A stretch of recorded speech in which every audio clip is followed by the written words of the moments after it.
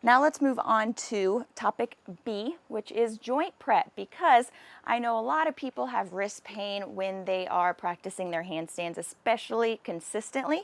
And so these 3 exercises are going to focus on the wrists and then just getting some shoulder activation to make sure your shoulders are prepared to get inverted. Movement number 1 is wrist rollout. So this is super simple. You can go a single hand, one at a time. You can clasp those hands together, roll your wrists out here. The goal is just to get that joint moving and get everything nice and warmed up, okay? Because you never want to go into a handstand or gymnastics practice stiff and unprepared, because your wrists will definitely hurt. Movement number 2 is wrist push-ups. So for this, I'm going to be using the deck railing, okay? And my whole body is going to stay nice and stiff. The only thing that's moving is my wrist, okay? So first, I'm going to set up with my knuckles right on the edge of the railing. So if you can do this on a counter, you can do it on the back of your chair, on the bottom of your chair, anything will work again, okay? Don't overcomplicate it. So wrist right on the corner, which means only my fingers are sitting on top here. I'm going to come into a plank position.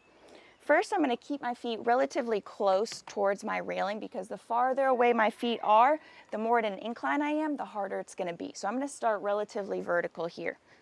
And now I'm just going to push through the base of my fingers, extend my wrists until they're straight, hold it for a second, and then let them come back down and hinge, okay? So we get a stretch here. We're going to push straight, hold strength here, and down. And as you feel good, you can start stepping your feet back, okay? Because it's going to make it a lot more challenging, which means your wrists are going to get that much stronger. And when our wrists are strong, you're going to have much less wrist pain when you practice any kind of inversion or handstand skill, which is the goal, right? All right, for joint prep, last but not least, we've got a 3-way scapular push-up. So this is where we start to get the shoulders engaged and activated and warmed up.